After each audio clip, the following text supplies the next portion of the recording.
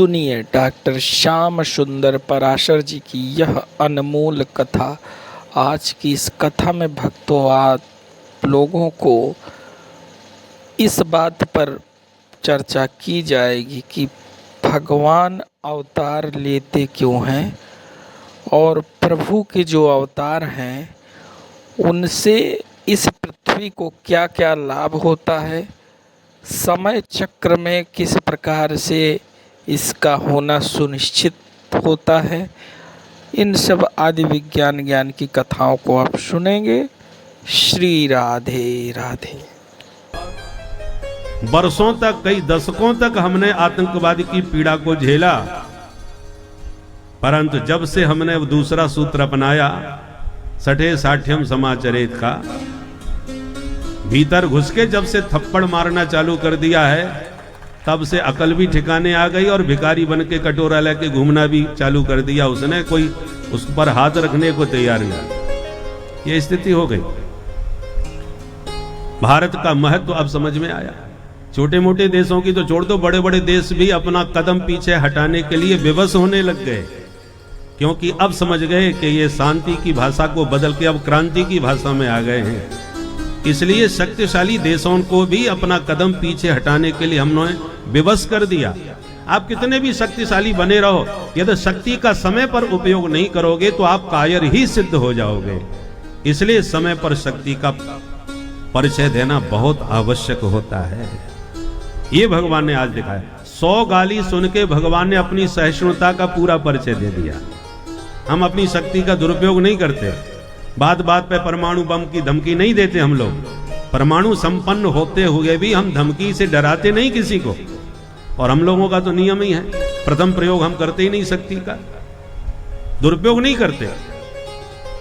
परंतु 100 गाली सुना करके भी यदि किसी को संतोष न मिले और वो हमको बिल्कुल कायर ही समझने लग जाए, तो फिर हमको विवश होकर के उसकी भाषा में उसे जवाब देना आवश्यक हो जाता है।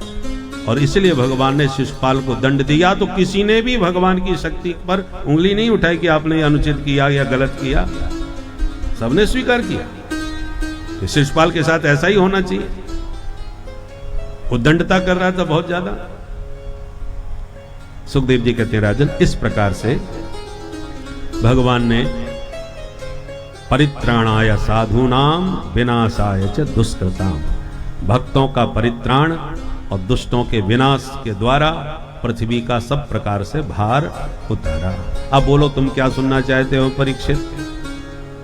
तब परीक्षित ने कहा, प्रभु भगवान के चरित्र तो अनंत हैं, पर आपने कहा था कि भगवान बड़े दीन बंधु हैं, तो कभी किसी दीन को बंधु बनाया भी था कि नहीं? ऐसा कोई चरित्र आपने सुनाया नहीं। तब सुखदेव जी को सुदामा जी की याद आई और सबसे पहले सुदामा जी का परिचय दिया। कृष्णस्यासीत् सखा कश्चित् ब्राह्मणो ब्रह्मवित्तमः विरक्त इंद्रियार्थेषु प्रशांतात्मा जितेन्द्रियः। भगवान श्री कृष्ण के परम प्रिय सखा नाम है जिनका सुदामा। सुदामा का अर्थ क्या है? जिसके पास सुंदर दाम हो। हम जो दाम कमा रहे हैं वो सुंदर नहीं है। क्यों सुंदर नहीं? क्योंकि कमाने में बहुत कष्ट उठाने पड़ते हैं, दिन रात मेहनत करनी पड़ती है, तब जाकर के पैसा कमाते हैं। ऐसे थोड़ी आ जाता है। भोजन का पता नहीं, सोने का ठिकाना नहीं, बहुत श्रम करना पड़ता है। अच्छा, बहुत परिश्रम के बाद यदि बहुत धन आ जाए तो फिर रखने की टेंशन होती है। कहाँ रखें, कहाँ लगाएं? घर में रखेंगे डकैती ना हो जाए, चोरी ना हो जाए। बैंक में रहेंगे, ज़्यादा ब्याज देना पड़ेगा, सरकार को पता चलेगा, छापा पड़ेगा, टैक्स ज़्यादा देना पड़ेगा। तो धन कमाने से ज़्यादा रखने का भी टेंशन होता है। तो खूब खर्च करो। बोले खर्च करें तो और महा कष्ट होता है। बताओ कितनी मेहनत से कमाया और सब ऐसे कैसे खर्च कर दें? तो आए दुखम व्यये दुखम दुखम च परिरक्षणे। आने में, जाने में, रहने में, रखने में भी सब जगह कष्ट ही कष्ट देता है ये धन। इसलिए संत इसे उत्तम धन नहीं मानते। उत्तम धन कौन सा है? जिस धन को पा करके भक्तिमती मीरा मस्ती में नाच उठी। पायो जी माने राम रतन धन पायो, पायो जी माने राम रतन धन पायो, पायो जी माने राम रतन धन पायो, पायो जी माने राम रतन धन पायो। कहाँ से पाया जी? मीरा जी पता बता रही है। वस्तु अमूलक दीनी मारे सद्गुरु, वस्तु अमूलक दीनी मारे सद्गुरु, वस्तु अमूलक दीनी मारे सद्गुरु, वस्तु अमूलक दीनी मारे सद्गुरु। कृपा कर अपनायो, पायो जी माने कृपा कर अपनायो, पायो जी माने राम धन पायो, पायो जी माने राम धन पायो। मीरा जी ये कब से कमा रही हैं ये धन आप? मीरा जी कहती हैं 2-4 साल पुराना नहीं है मेरा व्यापारी है, बहुत वर्षों से व्यापार कर रही हूँ। कितने वर्ष? जन्म जन्म की पूंजी पाई, जन्म जन्म की पूंजी पाई, जन्म जन्म की हाँ जन्म जन्म की, जन्म जन्म की पूंजी पाई, जन्म जन्म की पूंजी पाई। जग में सभी को पायो, पायो जी माने ओ जग में सभी को पायो, पायो जी माने राम रतन धन पायो, पायो जी माने राम रतन धन पायो। मीरा जी एक बात बताओ, इतने जन्मों की पूंजी तुमने रखी कहाँ? ऐसा कौन सा लॉकर था कि इतने जन्मों की पूंजी आप इकट्ठी करती गई? या कौन सी बैंक थी, विश्व बैंक, जहां पर जमा करती रही? हम तो एक जन्म की पूंजी नहीं संभाल पा रहे, आप जन्म जन्मों की बात कर रहे हैं। मीरा जी कहती है ये राम नाम की जो संपदा है वो है ही इतनी बढ़िया कि इसको रखने की चिंता नहीं करनी पड़ती। जिसने कमाया है वही उसका मालिक है। संसार का धन यह तो कमाता कोई है, मौज कोई दूसरा उड़ाता है। कई लोग हैं जिंदगी भर कमाते कमाते मर जाते हैं और मौज करने वाले फिर मौज करते हैं। अभी वृंदावन में एक खबर आई हमको, एक भिखारी मरा, जिंदगी भर भीख मांगता रहा।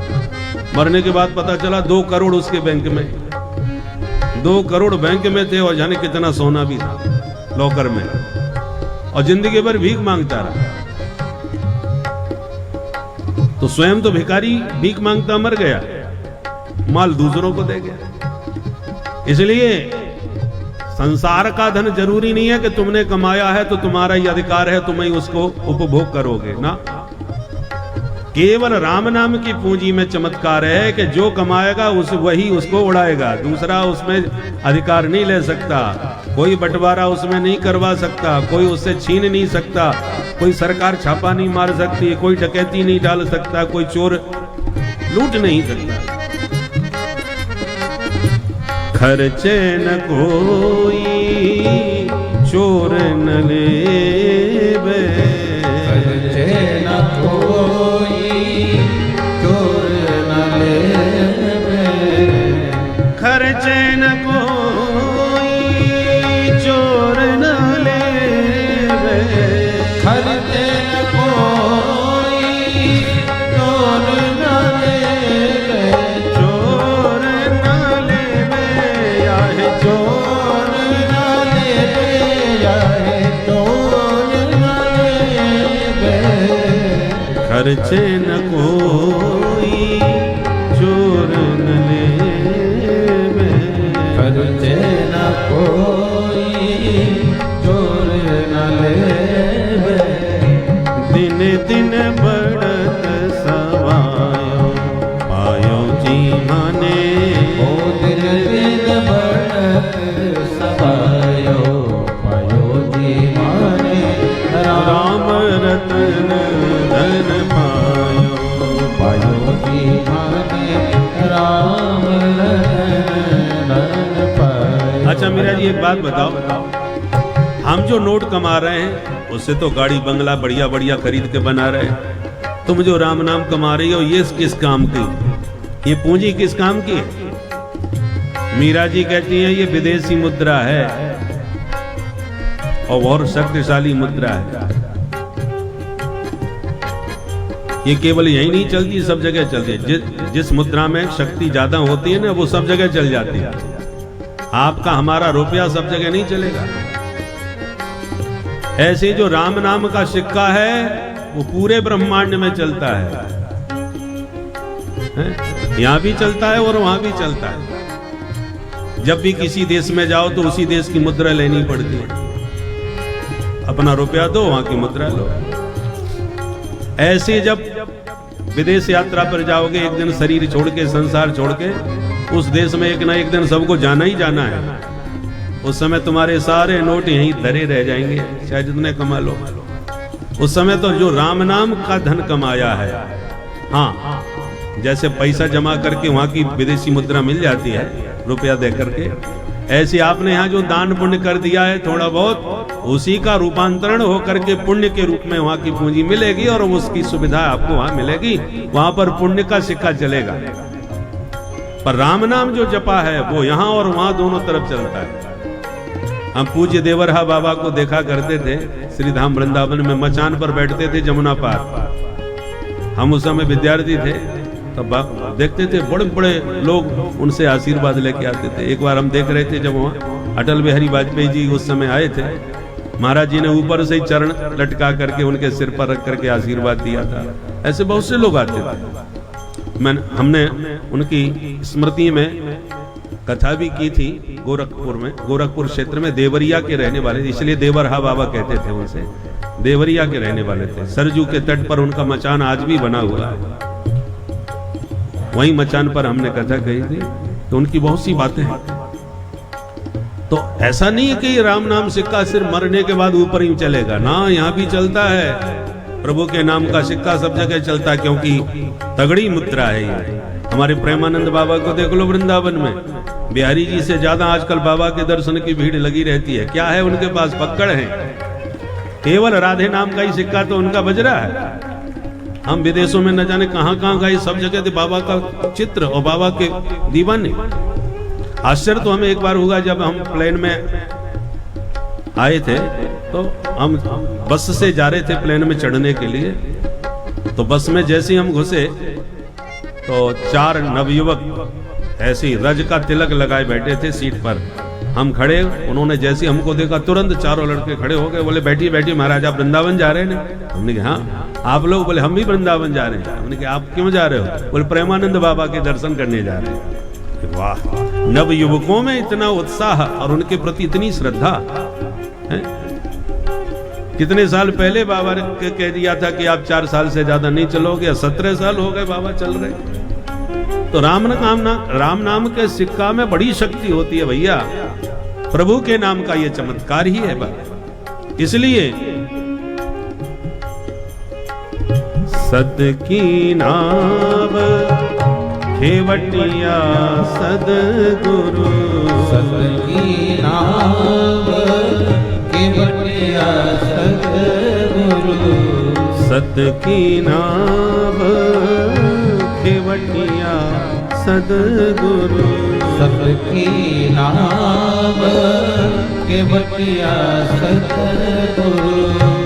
भव सागर तर जायो पायो जी माने, ओ भव सागर तर श्री राधे पायो जी माने, राम रतन धन पायो, पायो जी माने राम रतन धन पायो।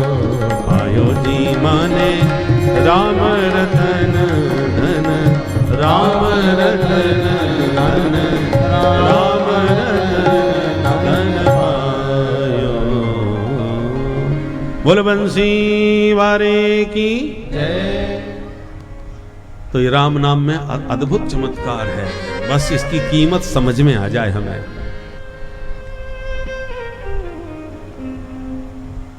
तो सुदामा जी ऐसे ही राम नाम के धनी हैं। संसार का धन इनके पास कुछ नहीं है, संसार की दृष्टि में तो ये फक्कड़ फकीर। और संसार के प्राणी संसार के धन को ही महत्वपूर्ण मानते हैं। सर्वे गुणा कांचनमाश्रयन्ति, आपके पास धन है तो आपके दुर्गुण भी लोग गुणों में बखान करेंगे। किसी धनवान के, अरे वो तो बहुत पीता है भाई, अरे साहब ये तो शौक है धनवानों का है, उसके पीने की भी प्रशंसा करेंगे। और ऐरा गैरा कोई पिए तो उसको धिक्कारेंगे, अरे राम राम। और बड़े लोगों के ये दुर्गुण भी लोगों की प्रशंसा के आधार बन जाते हैं। बोलो राधे राधे। राधे राधे। पैसा बिन बाप कहे बेटा ही कपूत भयो, और पैसा बिन भाई कहे बंधु दुखदाई है। पैसा बिन नारी कहे निखट्टू के पाले पड़ी, और पैसा बिन सास कहे कहां को जमाई है। पैसा बिन यारवास, पैसा बिन भगनी पास, और पैसा बिन देव नहीं करते सहाई है। कहते गरीब दास पैसा तुम राखो पास, और पैसा बिन मुर्दे ने लकड़ी नहीं पाई है। आज तो मरने के बाद में भी बहुत खर्चा करना पड़ता है महाराज, नहीं तो ऐसी बहा देते हैं लोग। अंतिम संस्कार में भी खर्चा होता है आजकल। इसलिए टका धर्म टका कर्म टका ही परमम तपः, यस्य ग्रहे टका नास्ति हा टका टक टकायते। जिसके पास टका नहीं है वो टकटकाता रहे, कोई उसको घास डालने वाला नहीं। एक बहुत गरीब दरिद्र व्यक्ति दरिद्रता की स्तुति करता है, हे दरिद्रता देवी तुमने मुझे सिद्धि प्रदान कर दी, मैं सिद्ध हो गया। तुम्हें कौन सी सिद्धि मिल गई? बोले मैं सारी दुनिया को देख सकता हूं पर मुझे कोई नहीं देखता। ये सिद्धि दरिद्रता देवी तुमने हमको प्रदान कर दी। भो दारिद्र्य नमस्तुभ्यम सिद्धो हम त्वत्प्रसादतः। हे दरिद्रता देवी तेरी कृपा से मैं सिद्ध हो गया। भो दारिद्र्य नमस्तुभ्यम सिद्धो हम त्वत्प्रसादतः। कौन सी सिद्धि मिली मुझे? बोले पश्यामी जगत सर्वम नमाम पश्यति कश्चन। मैं सारी दुनिया को देखता हूं पर मुझे कोई नहीं देखता। ये सिद्धि दरिद्रता देवी तूने हमको प्रदान कर दी। तो दुनिया तो पैसे की है, परंतु वो श्रीपति जो नारायण हैं भगवान को ऐसे दीन ही ज्यादा प्यारे होते हैं। जहि दीन प्यारे वेद पुकारे, जिन्हें परम प्रिय खिन्न। भगवान को दीनहीनों से ज्यादा प्यार है। क्यों? क्योंकि जब धन होता है तो धन का अभिमान होता है, और भगवान को अभिमान बिल्कुल पसंद नहीं है। तो जो पूरी तरह से धन संपन्न है वो पूरी तरह से ये नहीं कह सकता कि त्वमेव सर्वम मम देव देव। उसको तो सब संभालना है, सब जगह उसका ध्यान है। परंतु जिसके पास कुछ है ही नहीं अपना कहने के लिए, क्योंकि धन के साथ ही अपने भी जुड़े रहते हैं। धन नहीं है तो अपने भी दूर हो जाते हैं। तो धन भी गया तो अभिमान कायगा, और अपने भी सब साथ छोड़ देते हैं। धनहीन होते ही सब दुनिया साथ छोड़ देती है। जब उसका कोई नहीं रहता तब वो ईमानदारी से कहता है त्वमेव सर्वम मम देव देव। प्रभु मेरे एकमात्र सर्वस्व केवल आप हो। ये कोई अकिंचन व्यक्ति ही बोल सकता है। मुंह से भले कोई कितना भी बोल दे पर दिल से ये बात नहीं कह सकता।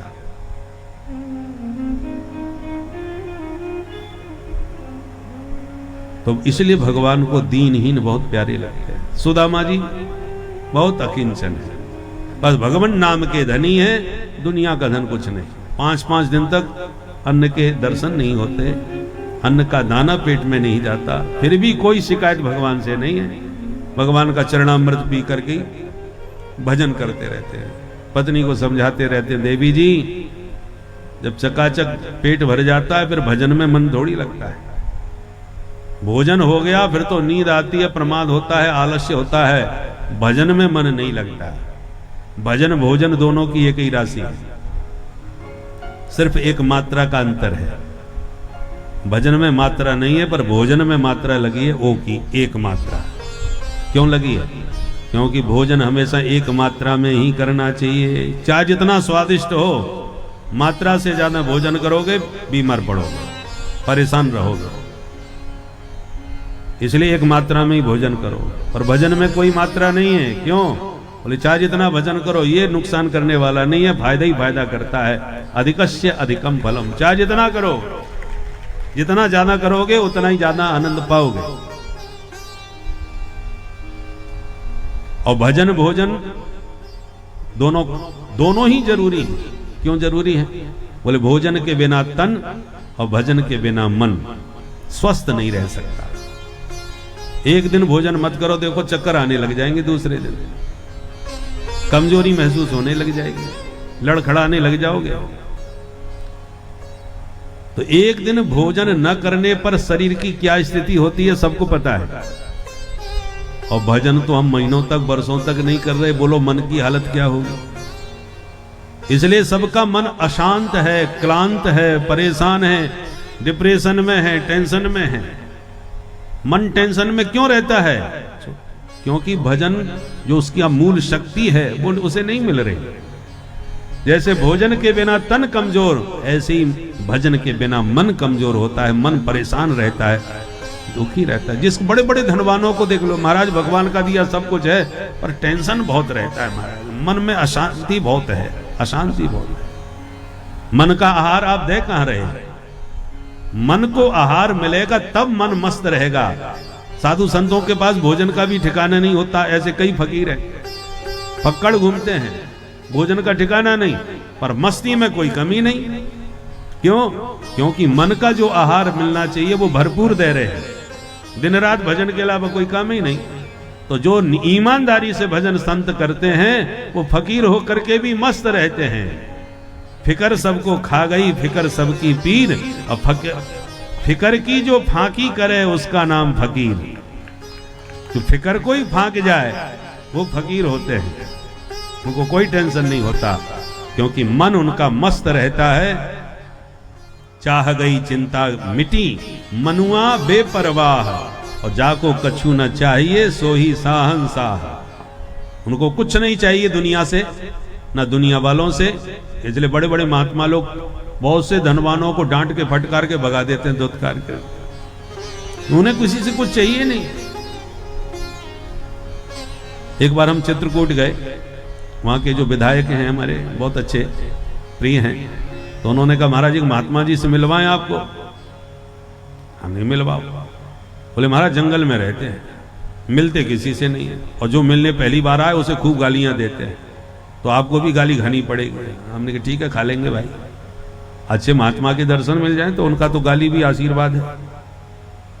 तो लेके गए महाराज, ठीक से रास्ता भी नहीं था, जंगल में से निकाल के अपनी गाड़ी में लेके गए, और फिर एक घनघोर जंगल में एक विशाल बरगद का वृक्ष था, उसी के नीचे बाबा जमे हो गए थे। तो गाड़ी में ही हमको बैठा के बोले मैं 10 मिनट जरा उनका मूड ठीक करे आऊं, फिर आपको लेके जाऊंगा, नहीं तो अभी मैं जाऊंगा तो डायरेक्ट आपको गाली पूरी खानी पड़ेगी, पहले मैं खा लेता हूं, उसके बाद मैं आपको लेके चलूंगा। मेरे तो परिचित हैं, मेरे को तो गाली देते हैं, तो मेरे को अभ्यास है। हमने अच्छा ठीक है। तो 10 मिनट बाबा जी से मिल करके, शायद बताया होगा कुछ हमारे बारे में, फिर आए, फिर हमको लेके गए, हमने प्रणाम किया, बाबा के यहाँ बैठे, 1 घंटा बैठे, बस रामचरितमानस की बढ़िया कथा प्रवचन देते रहे। एक बार भी हमसे न कोई चर्चा करी, न हमने उनसे कोई चर्चा करी, केवल उनके सुनते रहे। 92 वर्ष की उम्र थी, अब तो बड़े हो गए, 94 के हो गए होंगे, 2 साल पहले की बात, 94 साल के इस समय होंगे, अभी भी हैं। तो आराम से बातचीत करके जब हम कोई नहीं उनके पास, हमने कहा महाराज के पास, बोले नहीं कोई नहीं रहता, अकेले ही रहते हैं बाबा यहाँ। तो कैसे काम चलता है? बोले गांव के लोग भिक्षा दे जाते हैं, बस गांव वालों की यही भिक्षा खा करके यहाँ मस्त होकर भजन करते हैं। कोई भी यदि बाहर का व्यक्ति आया तो इतनी गाली दे देते हैं कि दोबारा उसके आने की हिम्मत ही नहीं पड़ेगी, कभी फटकार देते हैं। उनका किसी से कोई मतलब नहीं। एक प्रसंग सुनाया, बोले एक बार 3 दिन तक कोई गांव वाला नहीं आया। बाबा परेशान, 3 दिन तक कोई भोजन नहीं, क्योंकि बाबा के पास अपना तो कोई संग्रह था ही नहीं, संग्रह पर कुछ नहीं। जब गांव वाले लाएं तब खाएं। 3 दिन तक नहीं आए तो बाबा निकल के बाहर निकले आए, भाई क्या चक्कर है भाई। बाहर आके देखा तो एक शेर बैठा था, जंगल था पूरा, शेर एक बकरी को पकड़े खा रहा था। तो बाबा उस शेर के पास चले गए और बोले, ए भैया तेरी वजह से तू तो माल छान रहा है और मैं 3 दिन से भूखा बैठा हूं, क्योंकि तेरी वजह से गांव वाले नहीं आ पा रहे डर के मारे। या तो तू यहाँ रहे या हम रहते हैं भैया, तू यहाँ रहता है तो हम जाते हैं।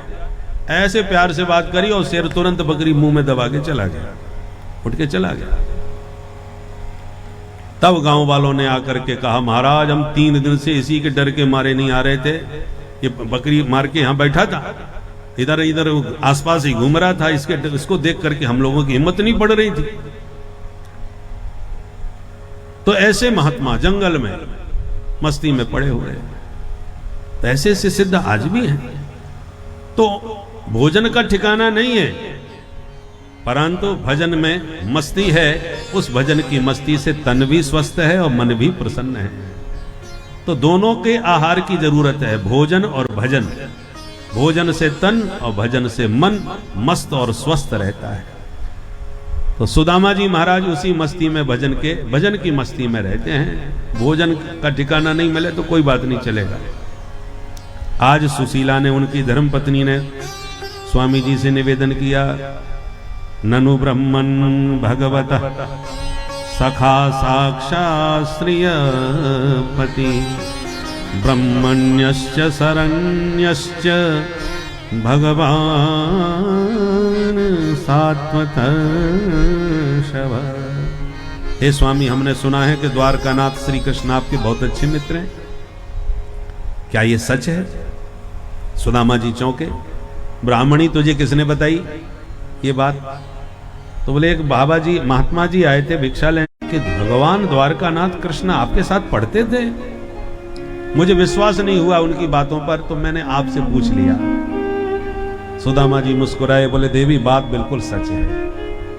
सुन करके आश्चर्यचकित रह गई सुशीला, धन्य है महाराज, द्वारकानाथ भगवान आपके मित्र हैं, सहपाठी हैं, और आज तक आपने मुझे भी नहीं बताया। अब इसी से समझ जाइए सुदामा जी का स्वभाव कैसा है। दुनिया वालों को जो प्रभावित करना चाहे वो दुनिया में लंबी लंबी बातें करता है। ऐसा हो सकता है कि किसी बड़े अधिकारी से परिचय हो और हम किसी से चर्चा न करें।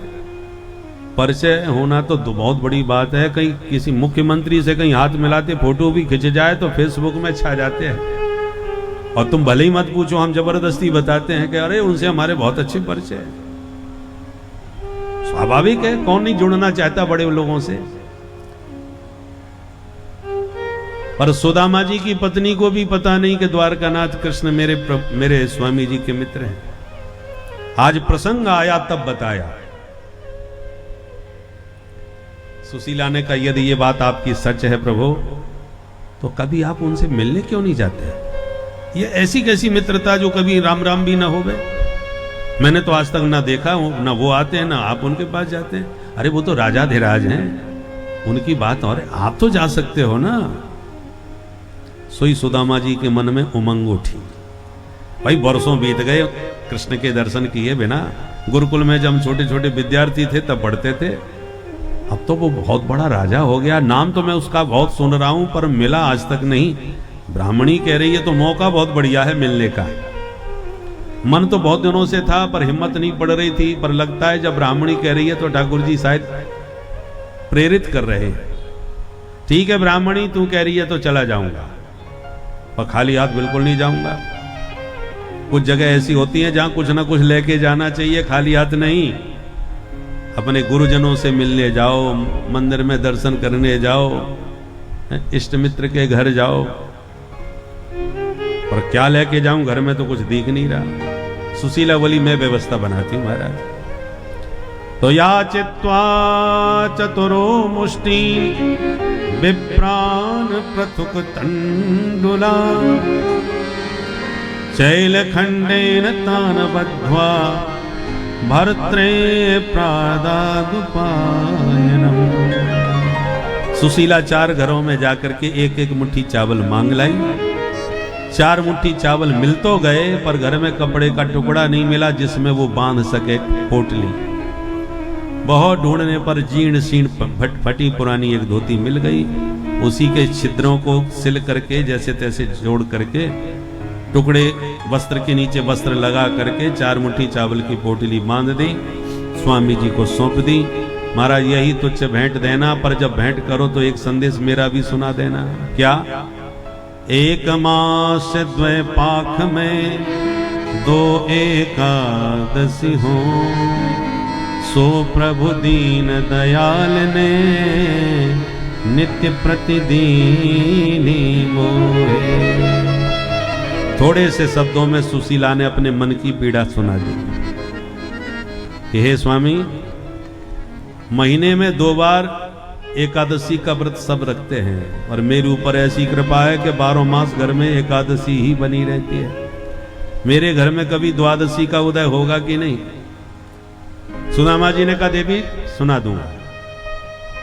और पोटली बगल में दबाए चल दिए। चलते चलते थक गए तो एक वृक्ष की छांव में सो गए। भगवान ने ऐसी लीला करी कि उठा करके सुदामा जी को द्वारकापुरी में ही सुला दिया। निद्रा भंग हुई तो बड़े बड़े महल दिखाई पड़ने लगे। राहगीरों से पूछने लगे, भैया यहां से द्वारका कितनी दूर होगी? राहगीर मुस्कुराते हुए बोले, बाबा आप द्वारकापुरी में ही तो खड़े हो, तुम्हें ये द्वारका के भव्य भवन नहीं दिख रहे क्या? अच्छा अच्छा, तो यही द्वारकापुरी है? बोले जी हाँ। द्वारका में आप किसके पास जा रहे हो? सुदामा जी बोले, भैया हम अपने मित्र से मिलने जा रहे हैं। कौन है तुम्हारे मित्र? फिर वो मित्र है, नाम है बाको कृष्ण। जैसी कृष्ण नाम सुना सब मुंह फाड़ के देखने लगे। हे बाबा, पता है तुम किसका नाम ले रहे हो? हमारे राजा धीराज, हमारे स्वामी, हमारे मालिक, हमारे भगवान, उनका नाम कोई ऐसे लेता है जैसे आप लो रहे। तो कैसे नाम लिया जाए भाई? अरे कुछ विशेषण आदर के साथ लगाओ। श्री श्री 1008 श्री महाराजा धीराज गोविप्र प्रतिपालक भगवान द्वारकानाथ श्री कृष्णचंद्र जी महाराज, ऐसे बोलो। सुदामा जी की तो धड़कन बढ़ गई। भाई तेने तो बड़ो लंबो चौड़ो नाम सुनाई दियो। अच्छा अब ये तो बता दे वो कहाँ मिलेंगे? वो मेरे बचपन के मित्र हैं, तो मैं लाड़ प्यार से ऐसे ही बोलूं। आप मित्र हो? पधारो महाराज। ये जितने भी भव्य भवन आपको पंक्तिबद्ध दी रहे हैं, ये सब हमारे भगवान द्वारकानाथ के ही हैं। पर हमारे प्रभु ब्राह्मणों होते हुए भी भगवान ने शिशुपाल की 100 गालियां सुनने को उपरांत ही उसे दंड दिया था। इसीलिए शक्ति का दिखावा नहीं करना चाहिए, उचित समय पर शक्ति का प्रयोग करना चाहिए। भगवान श्री कृष्ण जी की ये जो लीला है, उन्हें लीला पुरुषोत्तम कहते हैं। हर युग के अंत में भगवान के अवतार लेने का मुख्य कारण ही यही होता है कि जो अगला युग शुभ शुरू होगा, उसका शुभारंभ होगा, उस युग में आपको किस प्रकार से रहना है, इसका जो पाठ है वो भगवान युग के पहले ही बता देते हैं।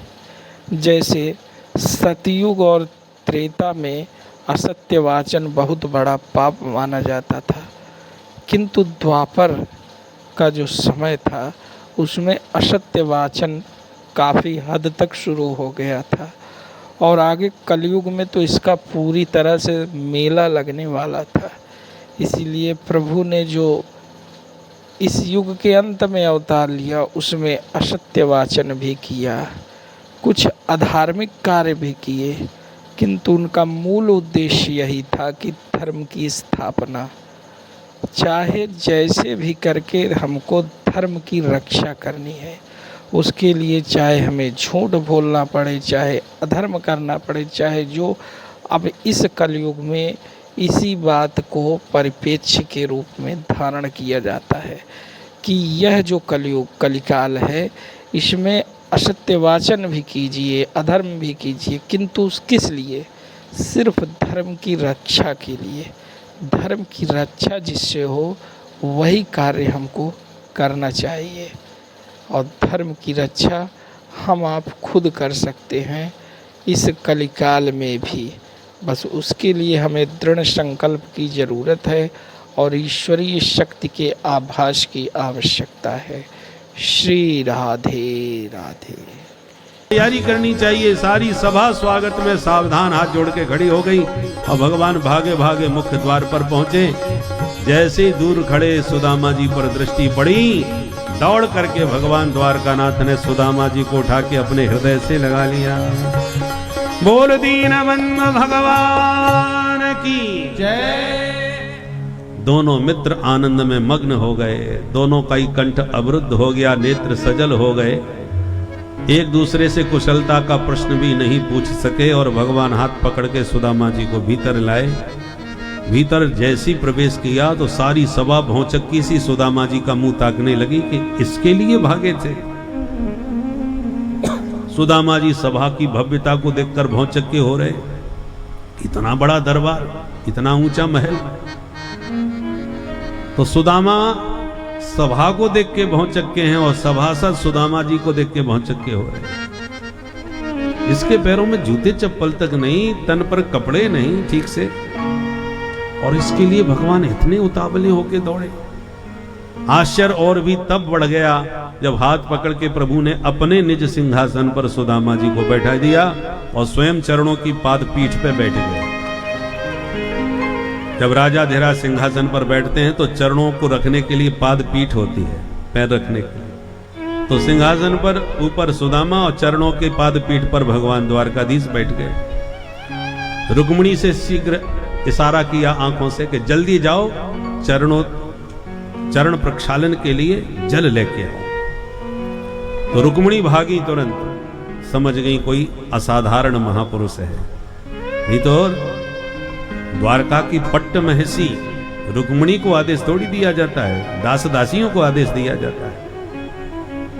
तो जान गई महापुरुष है कोई। इधर भगवान चरणों में बैठ के दोनों चरण सुदामा जी के अपनी गोदी में रख लिए। पीतांबर उठा के चरणों में लगी धूल साफ करने लगे। तलवे पर धीरे धीरे हाथ सहलाने लगे। हाथ सहलाया तब पता चला अनगिनत कांटे चरणों में चुभे हुए हैं, जिनका भान ही सुदामा जी को नहीं है। तो तुरंत एक एक करके भगवान कांटा निकालने लगे। जब प्रभु कांटा निकालते हैं तो कांटे के साथ रक्त भी निकल पड़ता है, और रक्त रंजित सुदामा जी के चरणों की स्थिति देखकर भगवान इतने द्रवित हो गए कि जब तक रुक्मिणी पानी भीतर से लेके आती तब तक भगवान के दोनों नेत्रों से इतना जल बहा कि सुदामा जी के दोनों चरण प्रभु के नेत्र जल से ही पूरी तरह धुल गए। बोल दीनबंधु विवाइन सो पग कंटक जाल लगे पुनि जोए। हाय महा दुख पायो सखा तुम आए इते न किते दिन खोए। देख सुदामा की दीन दशा करुणा करके करुणा निधि रोए। पानी परात को हाथ छो नहीं नैनन के जलसों पग होए। प्रीतो विमुंचयन बिंदु नेत्राभ्याम पुष्करेक्षण। नेत्र जल ने प्रभु के नेत्र जल ने सुदामा जी के दोनों चरण धो दिए। रुक्मिणी जल लेके आ गई और जल का काम पूरा हो चुका था। हाथ में जल पात्र लिए रुक्मिणी कल्पना करने लगी किम अनेन कृतं पुण्यम अवधूतेन भिक्षुणा श्रियाहीनेन लोकेस्मिन् गर्हितेनाधमेन च। इस अवधूत ने क्या पुण्य किया होगा? संसार की दृष्टि से जो सर्वथा गर्हित है, निंदनीय है। अकिंचन पर, गरीब पर कोई दृष्टि नहीं डालता, कोई उससे बात करना पसंद नहीं करता, हे दृष्टि से देखा जाता है। संसार की दृष्टि से जो है, परंतु आज संतों की दृष्टि से उससे बड़ा धनवान दुनिया में कोई नहीं हो सकता। साक्षात श्रीपति जिनके चरणों का प्रक्षालन कर रहे हैं, वो भी नेत्र जल से। भगवान ने चरणोदक लिया, रुक्मिणी को दिया और कहा देवी इस पवित्र जल से पूरे घर आंगन को पवित्र कर लो, क्योंकि आज मैं भी पवित्र हो गया इस दिव्य तीर्थोदक से। जिनके स्मरण करने से बड़े बड़े पापी शुद्ध हो जाते हैं, पवित्र हो जाते हैं, वे भगवान कहते हैं कि आज हम पवित्र हो गए। अपवित्रः पवित्रो वास सर्वावस्थांगतो पिबा यस्मरेत पुंडरीकाक्षम सब बाह्याभ्यंतरस्य। जिन पुंडरीकाक्ष का स्मरण करने से भीतर बाहर तन मन से जीव पवित्र हो जाता है, वे भगवान कहते हैं मैं पवित्र हो गया। पूये ये त्यंघ्रेण भी। भक्तों के पीछे पीछे भगवान इसलिए भागते हैं ताकि उसकी चरण धूल मेरे ऊपर पड़े और मैं उससे पवित्र हो जाऊं। हमारे गुरुदेव भगवान के द्वारा रचित ग्रंथ है प्रेम रामायण। रामायण शतकोटि अपारा, सैकड़ों रामायण है, उनमें प्रेम रामायण हमारे गुरुदेव भगवान ने लिखी। उस रामायण का बड़ा सुंदर भाव है। इन्हीं भावों को उन चौपाई में पंक्तिबद्ध किया। जासु नाम जप एक ही बारा, जासु नाम जप एक ही बारा, तरहि भव लोग तरहि भव सिंधु अपारा। लोग तरहि भव सिंधु अपारा। सो प्रभु जनपद रज सिर राखी, सो प्रभु जनपद रज सिर राखी। कहत पूत अपने मुख भाखी, कहत पूत अपने मुख भाखी। कहत पूत अपने मुख भाखी। कहत पूत अपने मुख भाखी।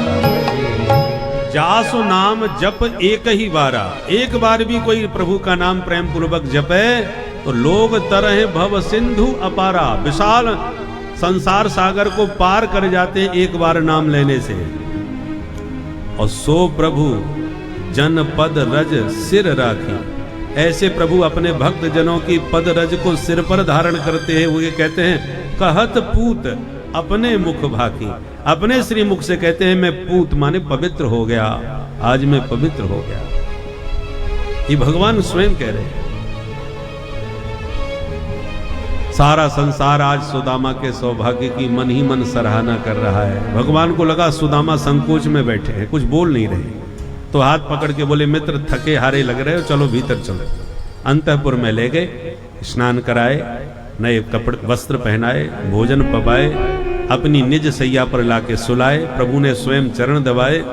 रुक्मिणी ने देखा मालिक चरण सेवा कर रहे हैं तो मैं भी कुछ सेवा कर लूं, तो पंखा लेके आई, हवा करने लगी। सुखदेव जी कहते हैं परीक्षित, लक्ष्मी साक्षात जिसके लिए पंखा झल रही हो और लक्ष्मी पति जिसके चरण दबा रहे हो, दुनिया में उससे बड़ा धनवान कौन हो सकता है। बोल दीन बंधु भगवान की जय। प्रभु ने देखा बहुत देर हो गई पर मित्र कुछ बोल नहीं रहा, और जब तक मित्रों से खुलकर के बात ना हो तब तक मिलने में आनंद नहीं आता। तो संकोच मिटाने के लिए भगवान ने सुदामा जी से एक प्रश्न पूछ दिया। अपि ब्रह्मन् गुरुकुलात् भवता लब्ध दक्षिणा समावृत्तेन धर्मज्ञ भार्योढ़ा सदृशीन। भगवान ने कहा मित्र बहुत वर्षों के बाद आपके दर्शन भये हैं, पहले ये बताओ तुम्हारा विवाह हुआ कि नहीं। इस प्रश्न को सुन के मुस्कुरा गए सुदामा जी और आंखों से इशारा किया कि भाई आगे अतिरिक्त पूछने की और कोई बात ना मिली, मेरे विवाह की बड़ी चिंता है। भगवान बोले हाँ चिंता तो है कि तुम हमेशा बचपन से ही बाबा बैरागियों की बातें बहुत करते थे, कहीं बाबा जी यही तो ना बन गए। सुदामा जी बोले लाला सांची कहूं विवाह है गया और तेरी भाभी को नाम है सुशीला। ब्राह्मणी को जैसुई नाम वैसुई स्वभाव, बहुत सुशील स्वभाव की है, जीवन की गाड़ी इसलिए आनंद से चल रही है। तू बता तेरो विवाह भयो कि ना है। भगवान हाथ जोड़ के बोले मित्र मेरी मत पूछो, अब घर में ही बैठे हो सब बताएंगे। पहले ये बता तुमने चुपचाप अकेले अकेले विवाह कर कैसे लियो, सूचना तक ना दी मोको, ऐसे मित्रता होए। सुदामा जी बोले कन्हैया तू रहने दे भैया, तू क्यों बुलावो, कोई हंसी खेल है। आज हमारे बड़े सौभाग्य हैं जो तेरे दर्शन है गए भैया। भगवान बोले मित्रता में ऐसी बातें अच्छी ना लगे, बुलाए होते तो हम अवश्य आते। खैर जो बात है गई सो है गई, पहले ये बताओ भाभी जी से कहूं मेरी चर्चा भाई।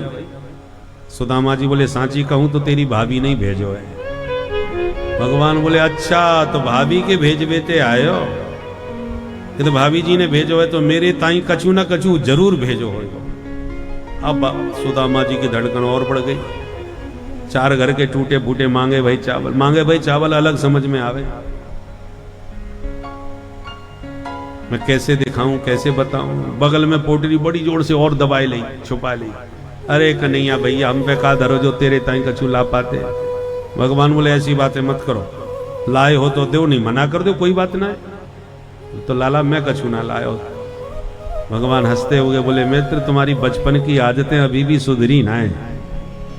का मतलब याद है एक बार दोनों भैया गए थे जंगल में। हाँ हाँ कन्हैया याद आ गई। बचपन के मित्र बुढ़ापे में मिले तो बुढ़ापे में भी बचपना लौटाता है। वो प्रसंग याद आने लगते हैं बचपन के। गुरुकुल में जब रहते थे तो गुरुकुल का नियम था कोई भी हो जो पाठ याद करके नहीं सुनाएगा उसे दंड मिलेगा गुरुजी से, जो चाहे दंड दे। तो सुदामा जी कभी कभी पाठ भूल जाते थे, नहीं याद कर पाते थे। भगवान तो सर्वज्ञ है, पर सुदामा जी जब कहते गुरुजी भूल गया तो भगवान कृष्ण भी कहते थे गुरुजी मैं भी भूल गया। गुरुजी समझ जाते थे मित्रता निभा रहे। ठीक है तो आज तुम लोगों ने याद नहीं किया पाठ, दोनों जाओ जंगल से लकड़ी बीन के लाओ, आज तुम्हें कुछ खाने को नहीं मिलेगा। आहार निराहार रह करके लकड़ी बीन के लाना होगा। परंतु गुरु माता बहुत प्रेम करती थी। बच्चे हैं दिन भर भूखे रहेंगे तो कुछ चने पोटली में बांध दिए कि जाते समय दे दूंगी। उसी समय दुर्वासा जी पहुंच गए वहां पर। भिक्षाम देहि। अब संयोग की बात भिक्षा संपन्न हो चुकी थी, खाने को कुछ बचा नहीं था, केवल चने मात्र रह गए थे, वो उनके हिस्से के निकाल के रखे थे। तो मां ने हाथ जोड़ लिए क्षमा करें स्वामी जी आज कहीं और भिक्षा ले लें, हमारे यहां भिक्षा संपन्न हो गई। कुछ भी नहीं। अच्छा तो कोई बात नहीं। सुदाम जब दुर्वासा जी चलने लगे तो उनको शंका हो गई ये देना नहीं चाहती कि सच में कुछ है नहीं। तो उन्होंने ध्यान लगाया, बाबा को ध्यान में चना की पोटली दिखाई पड़ गई दिव्य दृष्टि से, तो नाराज हो गए। जब चना रखे थे खाने के लिए तो फिर मुझे भिक्षा में क्यों नहीं दिए। क्रोधित हो गए दुर्वासा जी ने तुरंत शाप दिया कि मैं शाप देता हूं कि इन चनों को जो भी खाएगा वो जीवन भर महादरिद्रता का कष्ट भोगेगा, घोर दरिद्री होगा। और यूं कह के चले गए। उधर सुदामा जी आ रहे थे माता जी से आज्ञा लेने के लिए कि अब हम जा रहे हैं, और ये शाप देते हुए सुदामा जी ने सुन लिया। जैसे ही प्रणाम किया माता जी से, माता जी हम जा रहे हैं, तो माता जी ने वही चने की पोटली पकड़ा दी कि बेटा खा लेना, भूख लगेगी और तुम दोनों मिलके खा लेना, दोनों के लिए है। ठीक है माँ। अब सुदामा जी पोटली लिए चल दिए, पर मन में सोचने लगे भाई बड़ा धर्म संकट है। माँ ने कहा दोनों खा लेना, और दुर्वासा जी ने कहा जो खाएगा वो जीवन भर दरिद्री रहेगा, दरिद्रता का कष्ट भोगेगा।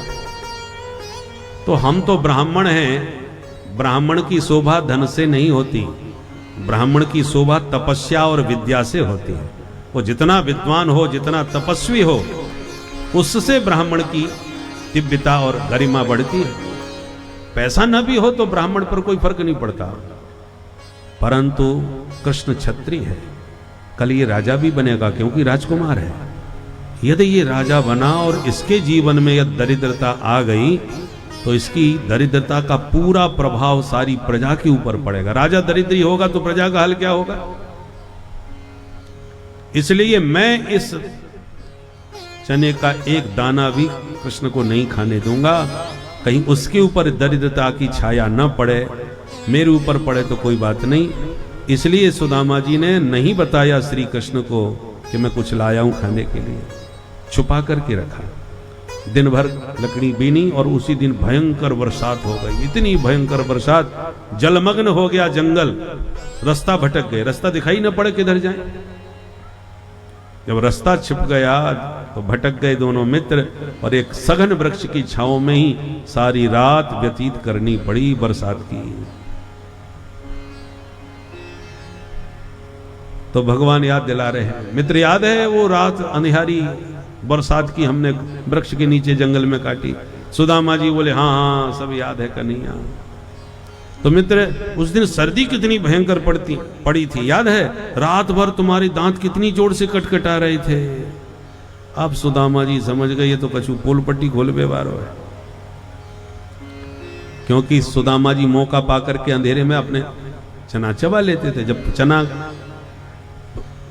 खाते थे तो आवाज आती थी, तो जब भगवान पूछते मित्र ये आवाज कैसी हो रही है, तो सुदामा जी कहते सर्दी के मारे दांत बज रहे हैं, बत्ती सी बज रही है, छुपा लेते थे पर नहीं बताया। तो भगवान सर्वांतर्यामी हैं, सब समझते हैं। प्रभु ने समझ लिया जिस मित्र ने मुझे दरिद्रता से दूर रखने के लिए सारा दारिद्र अपने सिर पर ले लिया चना खा करके, मैं भी अपने मित्र की दरिद्रता को हमेशा के लिए दूर करके रहूंगा। ये प्रभु ने आज संकल्प लिया। तो भगवान बोले मित्र सच बताओ भाभी जी ने कुछ नहीं भेजा। सुदामा जी बोले 10 बार तो कह दी भैया, बार बार काहे को पूछे। भगवान बोले मित्र मेरा स्वभाव भूल गए, प्रेम का भूखा हूं मैं, प्रेम ही एक सार है, प्रेम से मुझको भजो तो भव से बेड़ा पार है। मित्र मैं पदार्थों का भूखा नहीं हूं, प्रेम पूर्वक तुम जो भी लाए हो निसंकोच बताओ। सुदामा जी वो तुम लाख प्रवचन सुनाए थे, जब है ही ना है तो मैं कहां से दूं। प्रभु समझ गए अतिशय संकोची हैं, इनकी हिम्मत नहीं पड़ेगी। तब भगवान ने कहा मित्र एक बात बताओ, तुम जब से आए हो ये हाथ दबा यूं काहे क्यों बैठे हो, ये कौन सी बीमारी हो गई हाथ में। सुदामा जी बोले बीमारी का चुनाए लाला, बड़ी लंबी यात्रा से पैदल पैदल चले हैं तो हाथ पैर में थोड़ा बहुत तो दर्द है ही जाए। भगवान बोले लो हाथ में दर्द है और हम पैर दबाए रहे। अरे पहले क्यों नहीं बताया, लाओ हाथ हमें पकड़ाओ 2 मिनट में दर्द दूर भगाऊं। सुदामा जी बोले तेरे हाथ जोड़ूं कन्हैया, मेरे हाथ से हाथ मत लगा, मैं बिल्कुल ठीक हूं। भगवान बोले कछु है जाए, हाथ को दर्द तो दूर करके ही रहेंगे। और स्वयं जहार किमिदम, जबरदस्ती हाथ पकड़ के पोटली खींच ली और बोले ये पुटरिया में कहा है। सुदामा जी बेचारे शर्माते मुंह लटका के रह गए। भगवान ने पोटली खोली और जैसे ही चावल दिखाई पड़े, इति मुष्टिं सकृज्जध्वा द्वितीयां जगदुमाददे तावत् श्रीर्जग्रहे हस्तं तत्परा परमेष्ठिना। एक मुट्ठी चावल अपने मुख में डाल लिए और मन में संकल्प लिया एक लोक की सुख सामग्री संपदा में अपने मित्र सुदामा को प्रदान करता हूं। न मुंह से बोले न कुछ बताया, केवल मन में ही संकल्प लिया। भगवान तो सत्य संकल्प है। विधाता ने लिख दिया था सुदामा जी के ललाट पर श्री क्षयः। श्री माने लक्ष्मी, क्षय माने हानि। लक्ष्मी की हानि होगी, निर्धन होगा। विधाता ने लिख दिया था ललाट पर भगवान ने उस ललाट के अंकों को पलट दिया, उल्टा कर दिया। श्री क्षय का उल्टा क्या होगा? यक्षश्री। यक्षश्री का अर्थ क्या हो गया? यक्ष माने कुबेरों के, यक्षों के राजा कुबेर, कुबेर के समान संपदा यक्षश्री, यक्षराज कुबेर के समान जिसका वैभव हो। ये पंक्ति पलट दी, माने अंक पलट दिए भाग्य के। भावे हूं मैट सकें त्रिपुरारी, शंकर बाबा भी भाग्य बदल सकते हैं और भगवान तो सर्वेश्वर हैं। कर तुम अकर तुम अन्यथा कर तुम समर्थ ईश्वर है। विधाता की कृति को पलट दिया। और दूसरी मुट्ठी चावल जब लिया तो रुक्मिणी जी ने हाथ पकड़ लिया, आंखों से इशारा किया, सब कुछ दे के स्वयं सुदामा बनने का विचार है क्या? परिवार हिसाब किताब का है, जरा हिसाब किताब से ही भेंट करो। अथवा हाथ पकड़ के कहा कच्चे चावल खा रहे हो, पेट खराब हो जाएगा, खाना है तो मैं बना करके भात पवाऊंगी। अथवा हाथ पकड़ के कहा एक संत का लाया हुआ महाप्रसाद अकेले अकेले कैसे पा रहे हो, महाप्रसाद सबको बांटना चाहिए, साधु का दिया प्रसाद है। भगवान बोले ठीक है तो बांटो। रुक्मिणी पोटली लेकर के चली गई। मित्र को एकांत में पाकर भगवान ने कहा मित्र कितना स्वादिष्ट प्रसाद भेजा भाभी ने, और इतनी देर से छुपाए बैठे थे, कुछ तो कहा होगा मेरे लिए। सुदामा जी को याद आई, हाँ एक बात कही, सुना दी। एक मास द्वय पाक में दो एकादशी हो, सो प्रभु दीन दयाल ने नित्य प्रतिदिन। सुनते ही भगवान के नेत्र सजल और आंख बंद करके भगवान कुछ पल के लिए मौन हो गए और उत्तर चुपचाप भिजवा दिया भाभी के भवन में। होनी थी सो भय गई, फिर नहीं ऐसी हो, भाभी तेरे भवन में नित्य द्वादशी हो। अब एकादशी नहीं आएगी, सदा घर में द्वादशी रहेगी। पर ये कहा नहीं, बताया भी नहीं, मन ही मन उत्तर पहुंचा दिया। रात्रि सुदामा जी ने विश्राम किया, खूब मित्रों से में बातें हुई। प्रातः होते ही नित्य कर्म से निवृत्त होकर सुदामा जी लकुटिया उठाए चल दिए। भगवान ने एक बार को भी नहीं कहा कि आज और रुक जाते। न प्रभु ने रोका न सुदामा जी रुके, प्रभु ने प्रेम से विदा कर दिया। पूरी परीक्षा लेते हैं सरकार। न देखो धन की कामना सुदामा जी में होती तो कामात क्रोधो भी जायते, पैसा तो कुछ मिला नहीं तो क्रोध निश्चित रहता। और सुदामा जी को ऐसा कोई भाव मन में नहीं आया। और दूसरी बात, कुछ नहीं दिया तो कम से कम 2-4 दिन अच्छी तरह खिला पिला करके खुश कर देते। एक रात से ज्यादा न सुदामा रुके न भगवान ने रोका। सुदामा जी कहते हैं कि कोई कितना भी घनिष्ठतम हो, किसी के घर अतिथि रूप में जाओ तो एक रात से ज्यादा नहीं रुकना चाहिए, क्योंकि जितना रुकोगे उतना ही अनादर होगा, वो सम्मान वो प्यार नहीं रह जाएगा। तुम्हारा मित्र भले ही राष्ट्रपति बन गया हो, कितने दिन रह करके अनादर हो जाएगा, कितना भी संपन्न हो। भगवान एक रात रुके सुदामा जी और चल दिए, और भगवान ने रोका भी नहीं। पर विदा होकर सुदामा जी रास्ते में क्या सोच रहे हैं? क्वाहम दरिद्र पापिया क्व कृष्ण श्रीनिकेतना ब्रह्म बंधुरिते स्माहम बाहुभ्याम परिरंभितः।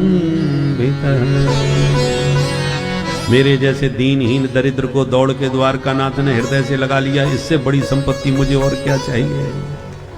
धन नहीं दिया उसका भी कारण मैंने समझ लिया। जन्म के दरिद्री को एक साथ संपत्ति मिल जाए तो निश्चित रूप से बुद्धि खराब हो जाती है। जिसने 5 लाख रुपया कभी नगद हाथ में लेके देखे नहीं जिंदगी में, और उसे जनता का आशीर्वाद मिल जाए और सीधा विधानसभा में पहुंचे, और सीधा सरकार 5 करोड़ पकड़ा के कहे कि जाओ क्षेत्र का विकास करो, तो प्राय लोग अपने ही विकास में जुट जाते हैं। पहले हम विकसित हो जाएं फिर तुम्हारा विकास करेंगे। कोई बिरला ही योगी होता है जो भोग में भी योग का आश्रय लेकर के यथावत बना रहे, नहीं तो इस दलदल में बड़े बड़े लोग धंस जाते हैं, फंस जाते हैं, सब भूल जाते हैं। 7 पीढ़ी तक की व्यवस्था बनाने में जुट जाते हैं सेवा और जनता की सेवा के नाम पर। परंतु तो सुदामा जी कहते हैं प्रभु ने यही सब सोचा होगा, ये ब्राह्मण है, सम्मान पचा सकता है पर संपत्ति नहीं पचा पाएगा। ब्राह्मण की प्रकृति है, देखो कोई कितना भी जाति का विरोध करे पर जातिगत गुण सब में होता ही होता है।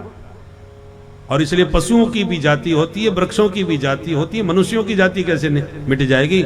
और जो कहते हैं जाति मिटाओ, जाति खत्म करो, सबसे ज्यादा जातिवाद वही लोग फैलाते हैं।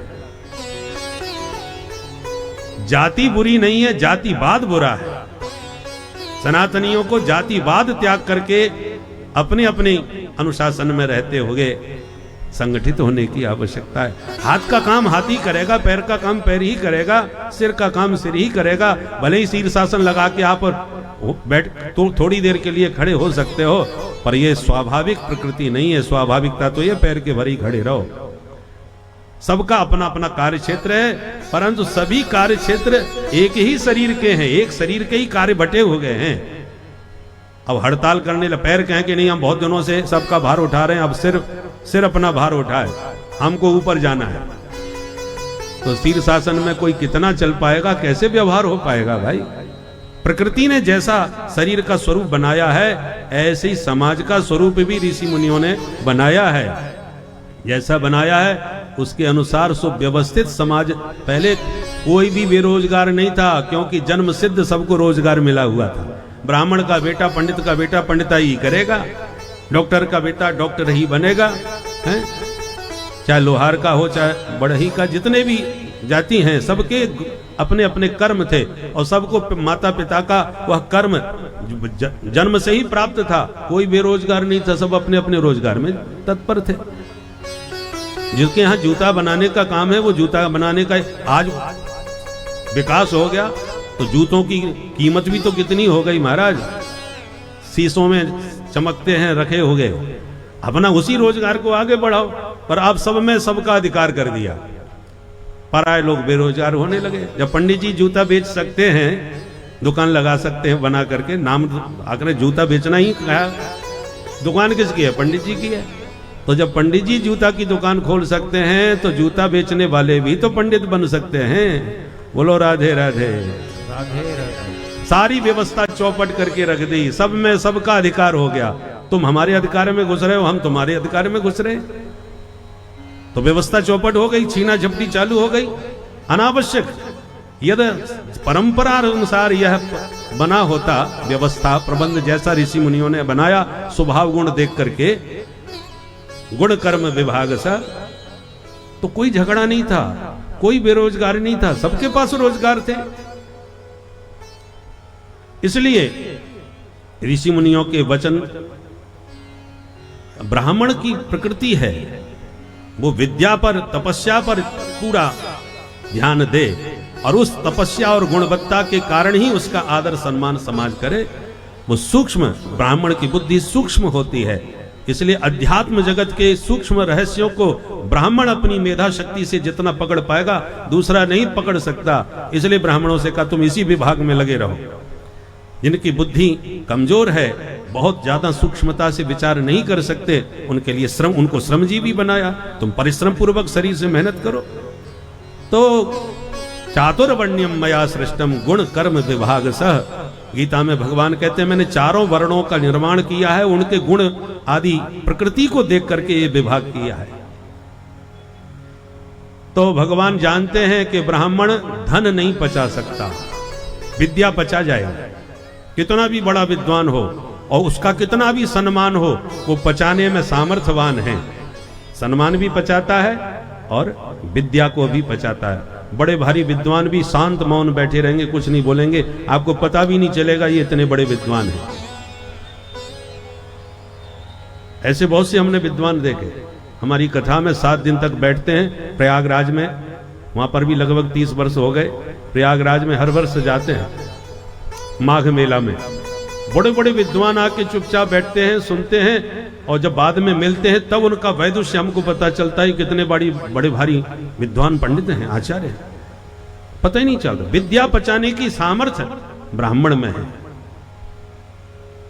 और कोई नहीं पचा पाएगा। और कोई भी ब्राह्मण के अतिरिक्त कोई विद्वान बन गया तो न कहीं बात चलेगी, 2-4 श्लोक बोले बिना नहीं मानेगा कि हमको भी बात आता है, वो बताने का प्रयास करेगा, क्योंकि वो विद्या पचा नहीं सकता।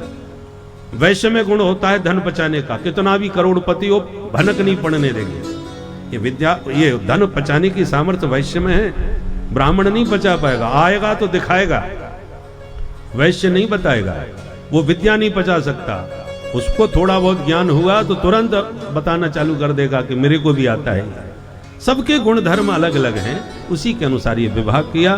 तो सुखदेव जी कहते हैं, राजन सुदामा जी सोच रहे हैं सम्मान तो दिया पर संपत्ति नहीं दी, क्योंकि वो जानते थे कृष्ण संपत्ति पाकर के मेरी बुद्धि बौरा जाएगी, इसलिए धनम में भूरि ना ददा। इसलिए गोविंद ने कृपा करुणा करके मुझे धन नहीं दिया, धन से मुझे दूर रखा, ताकि भजन में मेरा मन लगा रहे। माने कोई नकारात्मक विचार सुदामा जी के मन में नहीं आए श्री कृष्ण के प्रति कि मुझे इतनी दूर से मैं आया, मुझे कुछ नहीं मिला, ऐसा नहीं। परंतु जब लौट के गए तो जहां उनकी झोंपड़ी थी वहां इतना विशाल महल के सुदामा जी चक्कर में पड़ गए। उनको लगा, मालूम पड़ा काऊ राजा को ये भूमि पसंद आएगी तो मेरी झोंपड़ी तोड़वा दी और अपनो महल बना लिया। चलो झोंपड़ी गई तो गई, पर पंडितानी कहाँ चली गई? बेचारी ब्राह्मणी सुशीला कहाँ रोती घूम रही होगी, महल के चक्कर काट रहे। दास दासियों ने सुदामा जी की मनस्थिति को समझ लिया। महारानी सुशीला को महलों में सूचना दी, महारानी देखो ये ब्राह्मण कब से चक्कर काट रहा है। और जो सुशीला की दृष्टि सुदामा जी पर पड़ी, आनंद में उछल पड़ी। चलो चलो मेरे स्वामी जी आ गए, भव्य स्वागत की तैयारी करो। 16 श्रृंगार करके सुशीला स्वर्ण थाल में आरती सजा के मुख्य द्वार से जब बाहर निकली महल से, तो सुदामा जी की दृष्टि पड़ी। उनको लगा ये महारानी कहीं महल की पूजा करके जा रही होगी, तो रास्ता खाली करके दूर कोने में एक तरफ हाथ जोड़ के खड़े हो गए। जा पर कृपा राम की होई, ता पर कृपा करहि सब कोई। जो सुदामा अत्यंत दीनहीन गरीब थे, जिनके बच्चों के पास वस्त्र पहनने को नहीं थे, खाने को भोजन नहीं थे, वही सुदामा कहा गया है कि प्रभु अगर चाह ले तो रंक को राजा बना सकते हैं और राजा को रंक। सुदामा जी के साथ यही हुआ कि कैसे रंक को उन्होंने क्षण भर में राजा बना दिया, समस्त राज सुख प्रदान किया। उनकी नगरी को सुदामा नगरी के नाम से जाना जाने लगा। उन्हें यश कीर्ति धन संपदा सभी चीज़ें क्षण भर में मिल गई। इसे ही प्रभु की कृपा दृष्टि कहते हैं। और इसको तो आप जानते ही हैं कि कृपा की न होती जो आदत तुम्हारी, तो सूनी ही रहती अदालत तुम्हारी। उस प्रभु की कृपा की आदत है, बस ये है कृपा का समय निश्चित नहीं है, कब वो जल्दी कृपा कर दें और कब बहुत विलम्ब से कृपा करें। किंतु इतना तो सत्य है कि जो उनकी शरणागति रहते हैं, कृपा तो उनके ऊपर अवश्य होती है। जिस प्रकार से हनुमान जी ने भी अपनी गाथा को सुनाते हुए कहा कि असमय अधम सखा सुनो, मोहू पर रघुवीर, करहि कृपा गुण भजन, करहि कृपा। अर्थात इतना अधम था कि मेरा नाम लेने पर भी, मेरे नाम लेने से दिन भर आहार नहीं मिलता, इतना अपवित्र अशुभ नाम था मेरा। लेकिन प्रभु की कृपा से आज घर घर सुबह उठते ही जय हनुमान, जय बजरंगबली, जय पवन सुत हनुमान के नारे लगते हैं। तो यह उन्होंने कहा कि यह मेरे प्रभु की कृपा है, जिसने मुझ अधम को भी सर्व पूजनीय बना दिया। तो ऐसे कृपालु का आप भी चिंतन मनन कीजिए और प्रेम से बोलिए भक्तों श्री राधे राधे। पर भगवान कहने बताने नहीं आएंगे, आपको ही इस कृपा का अनुभव करना चाहिए। आज दुनिया में कहां कितनी मारा मारी चल रही है, कितने युद्ध छिड़े हो गए हैं, और सबसे बड़ी कृपा तो आजकल है कि इस मारा मारी में हमारे आसपास के देशों का क्या हाल हो रहा है। नेपाल है, लंका है, बांग्लादेश है, पाकिस्तान है, सबकी हालत किसी से छुपी नहीं है। ऐसी हालत में हमारा नेतृत्व हमें इतना सुरक्षित मिला है कि हम शांति से भजन कर पा रहे हैं, शांति से खा पी पा रहे हैं, कोई टेंशन नहीं है। अब ये हमारे आपके ऊपर है कि हम इस नेतृत्व को कितना सुरक्षित रख पाएंगे। उस कृपा को भी तो संभालनी पड़ती है। कृपा तो भगवान की हो रही है, पर उस कृपा का लाभ भी तो उठाना है। मनुष्य शरीर तो सबको मिल गया, पर मनुष्य शरीर का लाभ भी कितने लोग उठा पाते हैं। खा पी करके सोने में ही सारा जीवन नष्ट कर देते हैं। अध्यात्म विकास के लिए जो शरीर मिला था, आए थे हरि भजन को ओटन लगे कपास। तो जैसे मनुष्य शरीर ठाकुर जी की कृपा से मिला आध्यात्मिक विकास के लिए, हमने उधर अध्यात्म के बारे में कभी सोचा ही नहीं। नौनते लकड़ी में ही पूरा जीवन हमने नष्ट कर दिया। तो कृपा का लाभ ना उठाया, ये आपकी कमी है। कृपा करने में भगवान ने तो कमी छोड़ी नहीं। ऐसी ठाकुर जी ने कृपा पूर्वक नेतृत्व बहुत बढ़िया दे दिया है। अब उस नेतृत्व को कितना तुम लाभ उठा करके सुरक्षित रख पाओगे, हमारे आपके विवेक पर निर्भर है। बोल भारत माता की जय। इसलिए भगवान की कृपा की निरंतर अनुभूति करते रहना चाहिए। बोल भक्तवत्सल भगवान की। अब 10 मिनट और लेंगे और 10 मिनट में सारी भागवत का सार सूत्र रूप में आपको सुनाएंगे। उससे पहले हमारे मोनू भैया, मोनू सहगल जी अपने कुछ 2 शब्द भावाव्यक्ति अपने मंच पर आकर के करना चाहेंगे। वो आए और अपने भाव आज कथा विश्राम से पूर्व अभिव्यक्त करें। उसके बाद 10 मिनट भागवत का सार सुन करके आज कथा का विश्राम है, इसलिए सब प्रसाद लेकर के ही आज जाएं, शांति पूर्वक विराजे रहें, क्योंकि आज कथा का पूर्ण विश्राम होगा। और इसलिए आप लोग पूरे धैर्य के साथ ज़्यादा से ज़्यादा 15-20 मिनट का समय होगा, आप लोग विराजे रहें।